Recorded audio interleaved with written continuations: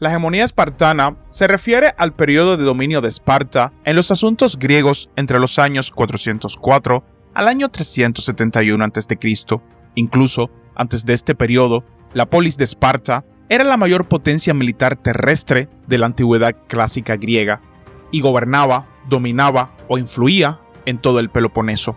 La derrota de los atenienses y la Liga de Delos en la Guerra del Peloponeso, acaecida entre los años 431 al año 404 a.C., resultó en un dominio espartano de corta duración del mundo griego meridional desde el año 404 hasta el año 371.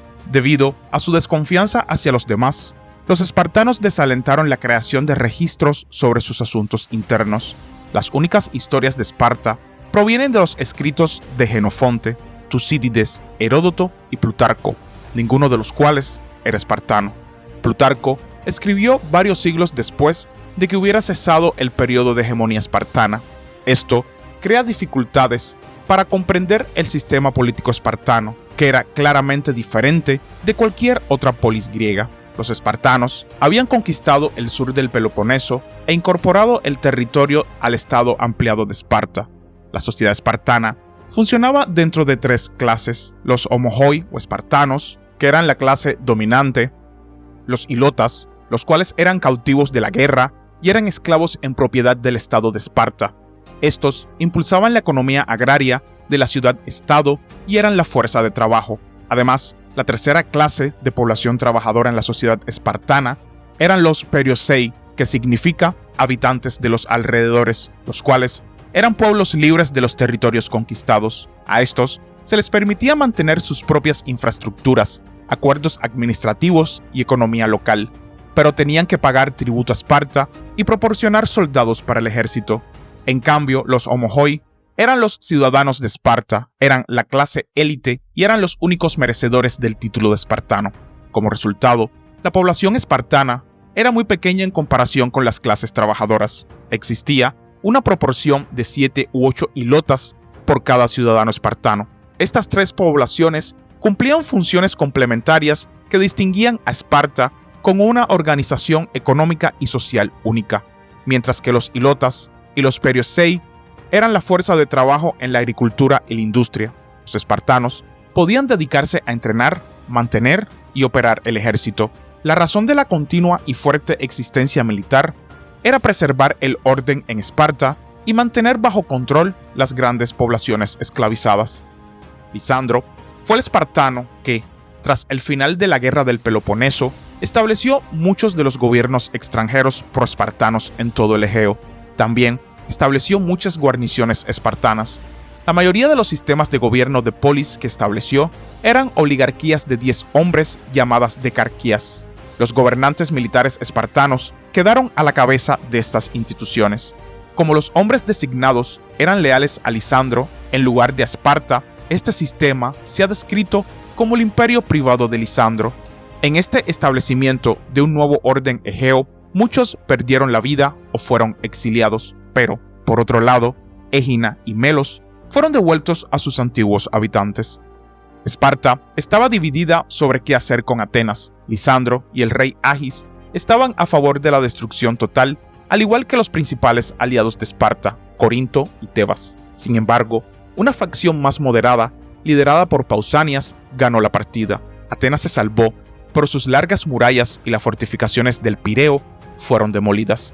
Lisandro logró insertar la importante condición de que Atenas devolviera a sus exiliados. El regreso de los exiliados a Atenas contribuyó a la inestabilidad política de la ciudad, lo que permitió a Lisandro establecer en poco tiempo la oligarquía que llegó a conocerse como los 30 tiranos, compuesta por hombres que le debían sus servicios.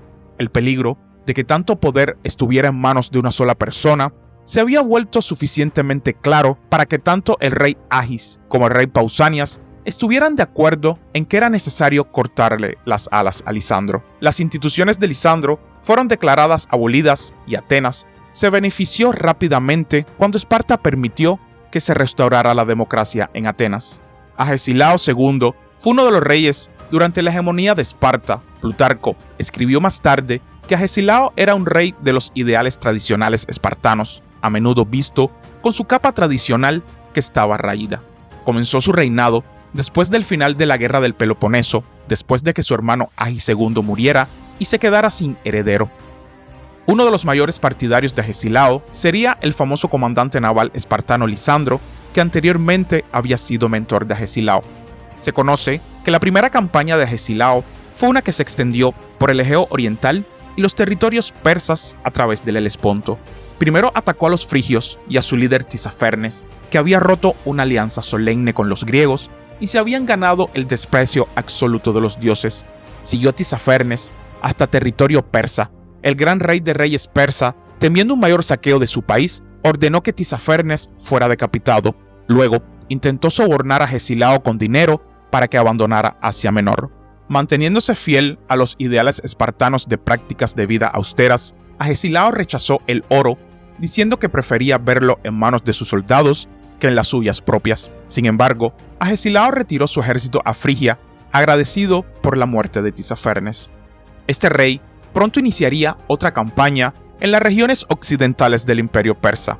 Plutarco afirma que deseaba llevar a sus ejércitos hasta la capital persa de Susa. Desafortunadamente, se vio disuadido por las desagradables noticias de que las polis griegas continentales estaban iniciando una nueva guerra. Esta guerra más tarde se conocería como la Guerra de Corinto y contó con la alianza de los argivos, corintios, atenienses y tebanos contra Esparta. Se conoce que la Guerra de Corinto tuvo lugar entre los años 395 al año 386. En Grecia, los espartanos bajo el mando de Agesilao se enfrentaron a numerosas polis rebeldes. Entre las batallas más importantes que libraron los espartanos en esta guerra estuvo la batalla de Coronea, que se libró contra una coalición de griegos, pero sobre todo de tebanos. Los espartanos buscaron la ayuda de los persas, pidiéndoles que cortaran su apoyo a los tebanos, corintios y atenienses. La paz de Altálcidas, llamada así por el espartano que la negoció, se establecería en el año 386 a.C. y dio como resultado la pérdida de los territorios asiáticos de Esparta. Posteriormente, durante el invierno del año 379, un grupo de exiliados tebanos logró colarse en la ciudad y a pesar de la guarnición espartana de 1500 hombres, lograrían liberar Tebas. Durante los siguientes años, Esparta organizó 4 expediciones contra Tebas que fracasaron completamente en su intento de someterla. En el año 375, Esparta sufrió una derrota simbólicamente significativa a manos de Tebas en la batalla de Tégira. Finalmente, las ciudades-estado griegas firmaron la paz en el continente, enviando diplomáticos para reunirse con Agesilao en Esparta. Epaminondas, el diplomático espartano, enfureció a Agesilao al defender la libertad de los no espartanos en Laconia. Agesilao entonces decidió expulsar a los tebanos del tratado. La batalla de Leuctra, la cual tuvo lugar en el año 371 a.C., marcaría el fin de la hegemonía espartana. El propio Agesilao no luchó en Leuctra para no parecer demasiado beligerante. También es conocido que durante la hegemonía espartana en Atenas hay evidencia de críticas a la democracia. Un documento de la década del año 420 a.C., escrito por un escritor político conocido como el viejo oligarca, demuestra los sentimientos antidemocráticos en Atenas. La perspectiva política del viejo oligarca está determinada por su creencia de que las clases económicas eran la fuente de la motivación política. Esta visión es un rechazo directo a los esfuerzos de la democracia por establecer la unidad civil.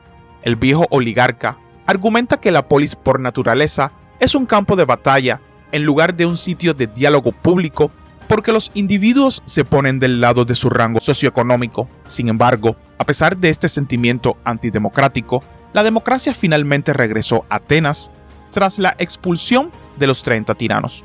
La importancia de Esparta en la política disminuye en gran medida después de la derrota de Esparta en Leuctra. Tras la muerte de Agesilao en el año 360, Arquidamo III se convirtió en un rey que practicó una política de no conflicto entre Atenas y la Segunda Confederación Naval. Entre los años 355 y 346 se aliaron con Atenas para intentar derrotar a Tebas y el Consejo Anfictiónico, desviando efectivamente la atención tebana del Peloponeso. Y hasta aquí el video de hoy, espero que les haya gustado y suscríbanse para más contenido. Hasta la próxima.